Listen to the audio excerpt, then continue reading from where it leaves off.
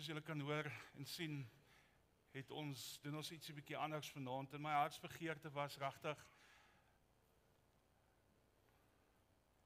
dat die Heilige Gees sal kom werk soos hy wil en nie soos Mike wil nie. Daarom het ons vanaand dit goed gedink om ons besonderse band bietjie af te gee. Want van die begin af het ek gevoel, ek wil hê elke persoon moet vanaand hier kom sit. En ek wil dankie sê vir die twee wat vanaand vir ons musiek gemaak het. Maar dat elkeen van ons hier sal kom sit, en dat die Heilige Gees elkeen van julle, maak nie saak waar julle self bevind vanaand nie, sal kom bedien. En ek het 'n interessante hoek gekies vanaand, en ek weet al soveel mense wat vanaand oor Hemelvaart gaan bedien, en spesifiek oor die punt dat Jesus opgevaar het, om vir ons plek te gaan voorberei. Maar ek het regtig vanaand gekies om in die boek Handelinge 'n bietjie te gaan kyk oor wat daar staan oor die storie. En dit is 'n werklikheid. En as julle gaan kyk, sal julle sien dat daar's regtig baie bewyse dat die werklikheid is. Daar word oor die algemeen beweer dat Lukas die boek van Handelinge geskryf het, en as 'n opvolg oor van sy eerste skrywe af, natuurlik die boek van Lukas. En Lukas was nogal een van Paulus se volgelinge, wat altyd in diepte geskryf het, en met soveel gevoel geskryf het, en altyd in detail. Ek het vanoggend by 'n besigheid gesê, as ek dit so kan skryf, as Lukas se stories altyd met kleur ingekleur. Hy het altyd op goed gefokus wat die ander disippels nie gedoen het nie, die ander evangelies. En ek wil vanaand bietjie na dit kyk. En heel moontlik is dit dalk omdat Lukas 'n mediese dokter was, maar ek weet nie, ek het hom nie geken nie. Maar ek wil vanaand, wil ek met julle praat oor Handelinge 1 vers 1 tot en met 11. En dit gaan op die bord verskyn. En hier sal weer 'n moeilike naam. Beste Theophilus, in my eerste boek het ek jou vertel van alles wat Jesus begin doen en leer het, tot op die dag toe hy opgeneem is. Voor sy hemelvaart het hy deur die Heilige Gees aan die mans wat hy as apostels uitgekies het, opdrag gegee. En in die loop van 40 dae na sy lydingstyd, met ander woorde sy kruisiging en sy opstanding, het hy by verskeie geleenthede aan sy apostels verskyn. Hy het telkens met hulle oor die koningheerskappy van God gepraat. En 'n keer toe hulle bymekaar was en saam was, en een van die vertalings sê terwyl hulle geëet het hy aan hulle die opdrag gegee, moenie Jerusalem verlaat voordat julle van die Vader ontvang het wat hy beloof het nie. Julle onthou mos dat ek julle vroeër daarvan vertel het. Johannes het met water gedoop, maar julle sal in 'n paar dae met die Heilige Gees gedoop word. Toe hulle 'n keer weer bymekaar was, het die apostels Jesus aanhou vra: Here, is dit nou die tyd dat u Israel weer 'n onafhanklike volk met 'n eie koning gaan maak? En die Vader bepaal hierdie datums, het hy geantwoord. En die bedoeling is nie dat julle moet dit ken nie. As jy ooit vir my gaan vra, wanneer is die eindtyd, gaan ek vir almal dieselfde antwoord gee. En hierdie spesifieke skrif gebruik ek altyd as 'n antwoord. In Christus se eie woorde, maak dit ek altyd rooi ligte sien as mense begin uitlatings maak oor wanneer die dag en datum sal wees, wanneer God weer, of Jesus weer terugkom op die wolke. Want net God alleen weet. Maar wanneer die Heilige Gees, die skrif gaan verder, oor julle kom, sal julle krag ontvang en oral mense eerstehands van my vertel. In Jerusalem, oor die hele Judea, in Samaria en tot die eindhoeke van die aarde. Dit sluit almal in. Nie net sekere mense nie. Hy het dit gesê en is toe in die hemelruim opgeneem terwyl hulle toegekyk het. Hy het in 'n wolk verdwyn. Toe hy weggeraak het, het hulle nog stip die hemelruim ingekyk en daar skielik 2 mans in wit klere by hulle gestaan. En die 2 mans sê toe: Galileese manne, waarom staan julle na die hemel en kyk? Jesus is van julle af weggeneem in die hemel in. En hy sal egter net so terugkom, soos julle hom die hemel sien ingaan het. Goeie nuus, ons koning kom weer terug. Dis die beste wat julle kan doen. Ons koning kom terug. En ons tyd, ek weet nie wanneer dit gaan wees nie, maar ek wil julle bemoedig, maak seker, julle saak is reg. Dit kan nou wees, prys die Here. Dit kan môre wees, kan enige tyd wees, maar hy kom terug. Hier is 'n paar baie belangrike goeters in hierdie stuk wat Lukas vir elkeen van ons deurgee, wat in die ander evangelies nie staan nie, of wat nie so mooi verduidelik word nie, en ons moet dit nie vanaand mis nie. Nou die eerste ene is die 40 dae na Jesus se opstanding. En nou as julle my ken, sal julle weet ek is 'n prentjie ou en ek het gewonder hoekom 40 dae? Hoekom nie 39 of 41 of ek is maar partykeer bietjie kinderlik as op die goed kom. Maar ek wil gou vir julle vra, ek het dit al vir julle gesê, maar onthou dat ek het gesê dat ons moet altyd die woord van God lees, en spesifiek die Nuwe Testament deur die lense van die Ou Testament. En dan natuurlik wil ek julle baie mooi vra, en ek het dit vanoggend ook gesê, bid en vra die Gees van God om jou oë oop te maak, sodat jy die wonders in sy woord mag raak sien. Het julle al gehoor mense sê die woord van God is lewend? Weet julle hoekom sê hulle dit? Het julle 'n jaar terug 'n stukkie gelees en vandag weer 'n stukkie en dit maak dit is totaal en al anders? Want die Gees van God werk met elkeen van ons op 'n unieke manier. Ek wil vir julle vra, elke keer wat julle die woord van God optel om te lees, selfs as julle in die kerk sit, vra die Heilige Gees om jou te help. Psalm 119 vers 18 in die Passion Translation staan daar, open my eyes to see the miracle wonders hidden in the scripture. Daar's nie een keer wat ek in die Bybel lees, en glo my, as Mike dit gaan lees op sy eie, gaan dit nie sin maak nie. Elke keer wat ek hierdie woord vat, vra ek die Here om my te help. Want as julle dit deur daai oë gaan doen, gaan julle agterkom dat die getal 40 in die konteks van die woord van God beteken baie meer as net die syfertjies. Die getal 40 verwys eerstens na 'n tydperk van oorgang. Tweedens is dit 'n tydperk van, as ek die Engels kan gebruik, purification and preparation. En in Afrikaans is dit die reiniging en die voorbereiding. En ek gaan nou 'n bietjie beter verduidelik. Natuurlik is die getal 40 die begin van nuwe dinge. Dis die begin van iets nuuts. En hoekom sê ek so? As ons in die Ou Testament gaan kyk na die groot vloed, hoe lank was dit? Hoe lank was die reën? 40 dae. Nou dit was die reiniging van die wêreld en al sy donkerte en sonde. As jy gaan kyk na Moses, het hy vir 40 dae gevas voor hy die 10 gebooie gekry het, of ontvang het. As jy weer gaan kyk na Moses, het hy vir 40 dae in die berg, of op die berg Sinaï, het hy gevas, en hy was vir 40 dae op die berg om die 10 gebooie te ontvang. As jy kyk na Moses se verhaal, dan is dit 'n tyd van voorbereiding en van heiligmaking. En dit was 'n tyd van fokus, sodat hy die stem van God duidelik kan hoor. Dan natuurlik die volk van God Israel. Hoe lank was hulle in die woestyn? 40 jaar. Dit was 'n tydperk van reiniging alweer. As ek die Engels kan gebruik, it was a shift in mindset vir die Israel, weg van slawerny na 'n verhouding met God. 'n Verhouding met God is meer as oorwinnaars. Dan as ons kyk na Jesus, was hy vir 40 dae het hy gevas om homself voor te berei vir sy publieke bediening. Soos julle weet, sal dit ook die 40 dae wees wat die vyand hom probeer mislei het en probeer in 'n lokval kry het. Maar julle sien, hierdie was 'n tydperk vir fokus vir Jesus. Dit was 'n tyd saam met sy Vader. Dit was 'n tyd van fondasie lê.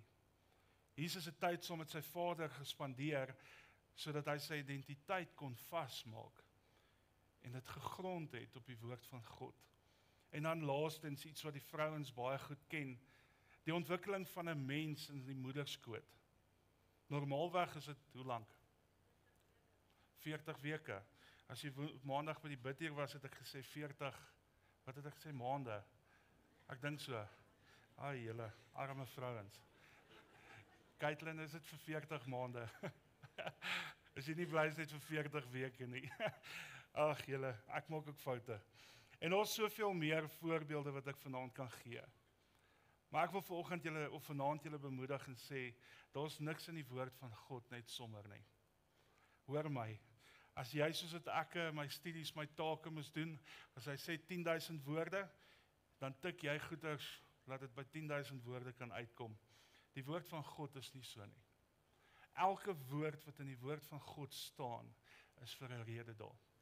En ek wil vanaand jou bemoedig en sê, moenie die 40 miskyk nie.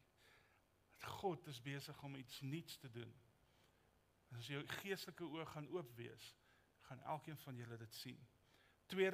Eerstens was die 40 dae, tweedens Christus se eie woorde, het daar gestaan, moenie besorg wees oor wanneer en waar ek weer terug sal kom nie, want net die Vader weet. Ek wil vanaand vir julle sê, pas op vir elke kenner. En wat hulle sê, oor wanneer Jesus gaan terugkom, wees versigtig. Want dit is net die Vader wat weet, wanneer Jesus gaan terugkom. En terwyl ek voorberei, toe vra ek, is ek besig met die woord en ek struikel en daar's soveel lawaai en soveel goeders om my in die gang. En ek dink by myself, hoe sou die kerk gelyk het? En hoe sou die disippels se arbeid gelyk het? As Jesus op daai tydstip vir hulle gesê het, wees julle rustig, onthou ek gaan eers oor 2000 jaar plus gaan ek terugkom. Ek wonder hoe sou die kerk gelyk het? Hoe sou die disippels se arbeid gelyk het as dit die geval was? Maar ek dank die Here dat hy altyd 'n plan gehad het. Hy het dit nie so gedoen nie. En soveel keer in ons eie lewens kom ons op 'n plek waar ons soek nou 'n antwoord. Ek wil nou 'n uitkoms hê. Maar partykeer kom haar uitkoms nie soos wat ons dit wil hê nie. Ek wil vanaand vir jou sê dat God het 'n plan. Al is hy dalk nou stil, weet dat hy 'n plan met jou lewe. Hy sê jou nie los nie. Hy sê jou nie los nie. Derdens, in verskeie geleenthede het Jesus aan sy apostels verskyn. Net om seker te maak, niemand gaan twyfel nie. Ek dink myself, iemand soos Petrus, ek dink hy het die hele tyd getwyfel. En Jesus het dit ook gedoen, want hy het natuurlik, het hy geweet daar gaan mense wees wat alles bevraagteken. Hoeveel van ons ken sulke mense? Ons sien iets, maar dit kan nie wees nie. Almal bevraagteken iets. Jesus het seker gemaak, almal weet, hy leef. En dan vierdens, ons sal krag ontvang, wanneer die Gees van God op ons kom. Niemand, en ek wil dit sê, nie een van ons, kan sonder hierdie eienskap, hierdie lewe suksesvol deurgaan nie. Elkeen van ons het die krag van die Heilige Gees nodig in elke aspek van ons lewens. Nie net by die kerk nie, nie net in ons finansies nie, nie net in ons families nie. In elke aspek het ons die krag van die Heilige Gees nodig. En Jesus het dit geweet. Hy skryf in Johannes 16 vers 7, laat ek julle egter die waarheid vertel. Dit is tot julle voordeel dat ek weggaan. Want as ek nie weggaan nie, sal die raadgewer, die Heilige Gees, nie na julle toe kan kom nie. As ek egter weggaan, sal ek die raadgewer na julle toe stuur. As ek vanaand vir elkeen van julle vra, wie het vanaand 'n raadgewer nodig? Hoeveel hande sal opgaan? Myne gaan jou eers op. Ek wil vir julle amper sê, elke dag van my lewe het ek die Heilige Gees nodig. Nie amper nie. Ek het elke dag die Heilige Gees nodig. Christus het die wêreld kom verander, eendag op 'n slag. Eendag gevul met goddelike liefde, deernis en vrede. Maar Jesus kon net op een slag op 'n plek gewees het. En toe ek hierdie tik, toe heilig, Al is dit vir ons sleg dat Jesus nie meer by ons is nie. Dank ek die Here dat hy altyd 'n groter plan het. Want vandag kan elkeen van ons, maak nie saak waar jy is nie, die Heilige Gees en God se hand in ons lewens ervaar. Want die Gees van God is oral. Hy's in ons, hy's saam met ons, en as jy 'n kind van God is, al gaan jy deur 'n dal van doodskaduwee, gaan hy saam met jou. En ons nog goeie nuus. Ons dien 'n God wat altyd sy woord hou. In Numeri 23 vers 19 in die boodskapvertaling staan nog: God is nie 'n mens nie, daarom lieg hy nie. Hy gaan nooit terug op sy woord nie. Dink jy God beloof iets en doen dit nie? Het hy al ooit iets gesê en dit nie sy woord gehou nie? Ek wil vir julle vra, hou gou hierdie skrifgedeelte in gedagte, terwyl ons Lukas 24, 49 tot 53, en ek is amper klaar, gaan lees. En ons staan, en kyk, ek stuur die belofte van my Vader op julle, maar julle moet in die stad Jerusalem bly, totdat julle toegerus is met die krag uit die hoogte. En hy het hulle uitgelei tot by Betanië, en hy het sy hande opgehef en hulle geseën. Ek wil vanaand vir jou vra, wanneer laas het jy vir iemand gebid en hulle geseën?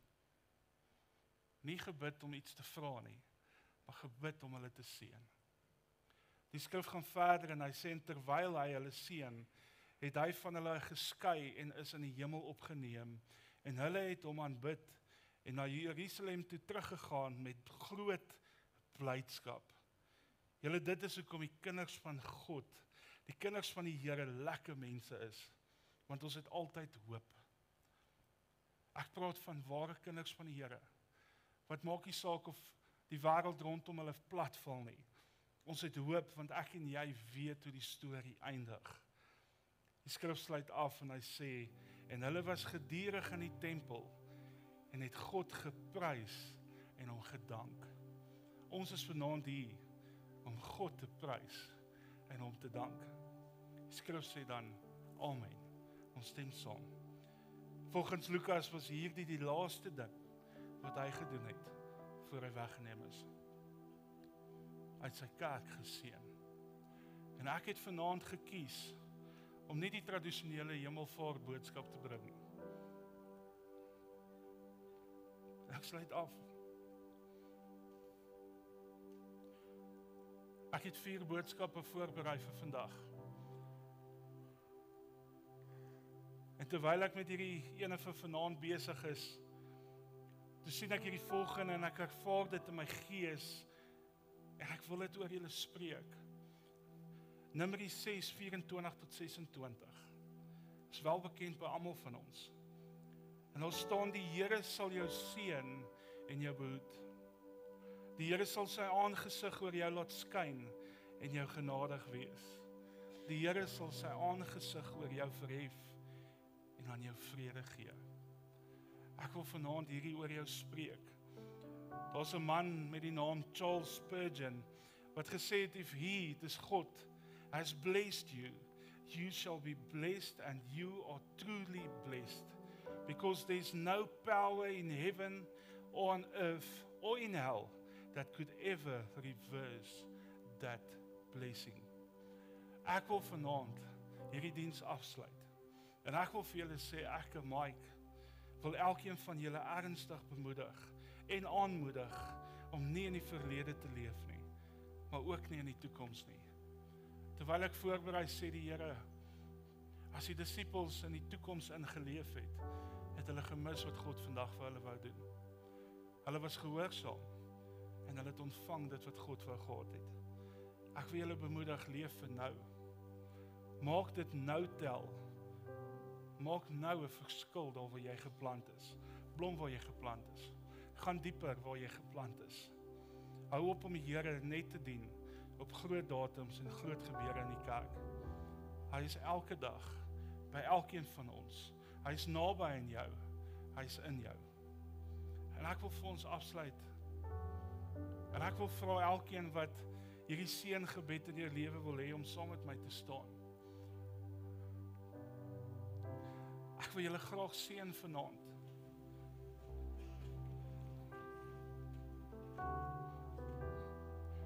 En ek sê hierdie met die grootste respek vanaand. Ek wil iets anders bedien het vanaand. Die Here sê vir my, hoeveel keer gaan ons deur ons dae soos ons dit wil hê. Ek het laas Sondag of nou Sondag vir julle vertel hoe ek in my GPS net afgegaan en ek het 'n pad gery wat ek nie wou ry nie, maar ek moes omry. Maar terwyl ek voorberei, sê die Here vir my, hou op met goed doen omdat jy dit moet doen.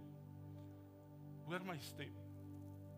En ek staan vanaand hier rarig, die Here ken my hart.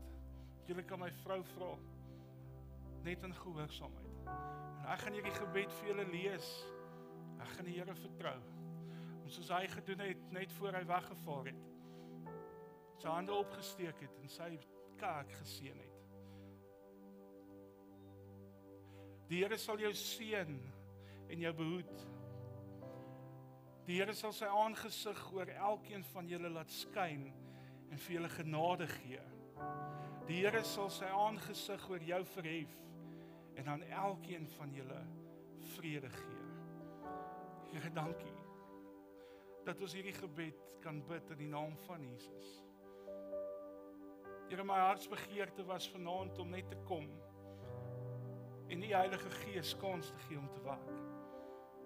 En Here, my gebed is, met elke woord wat gesê is, met elke liedjie wat gesing is, met elke handskud en alles wat ons doen by hierdie gemeente, is dat mense U sal sien. Maar Here, ek wil vandag kom. Ek wil eerstens vir U dankie sê dat U opgevaar het om vir ons 'n plek te gaan voorberei. Dankie dat U bereid was om die Heilige Gees, ons raadgewer, vir ons te stuur, sodat ons vandag kan weet waar om ons volgende stap te gee. Here, ek het vandag iets ontvang. Terwyl ek bid, gaan ek dit gou soek en ek wil dit deel met julle. Maar Here, dankie dat ons vandag net kan kom en sê, Here, ons is lief vir U. Ons is werklik lief vir U. En Here, soos hierdie versgedeelte in Numeri sê, Here, ons kom en ons spreek lewe oor elkeen van ons. Here, dankie dat U ons by die naam ken en dat U weet wat in die dag van môre met ons gaan gebeur. Here, dankie dat ons weet, en ek kry nie nou daai boodskap nie. Here, dankie dat U gekom het om die wêreld voor te berei vir U koms. Maar dankie dat die Heilige Gees gekom het om ons as mense voor te berei vir wanneer U kom. Here, dankie vir U liefde. Here, mag hierdie skrifgedeelte Numeri 6 vers 24 in elke persoon se lewe vassteek. En mag elke persoon weet dat U het 'n plan met elkeen van hulle. Here, mag elkeen blom daar waar hulle geplant is in die naam van Jesus. En ons eer U daarvoor. Ons is lief vir U. Here, ons is afhanklik van U. En Here, ek wil vra in hierdie tyd wat voor lê, dat die Heilige Gees sal kom. En hierdie huis, maar ook elke huis waar ons gemeentelede gaan instap, die vuur van die Heilige Gees sal val in daai plek. Here, dat ons as kerk sal geken wees as 'n kerk waar die Heilige Gees werk soos in die ou dae. Here, ek dink aan dae wat ek in die huis ingestap het waar ek te bang was om daar in te stap as al sonde in my lewe was. Here, ek bid dat dit weer sal gebeur. Ons eer U daarvoor in Jesus naam. Ons is lief vir U. Ons is lief vir mekaar. En Here, gebruik ons om 'n verskil te maak al buite. Ons eer U daarvoor in Jesus naam. Amen.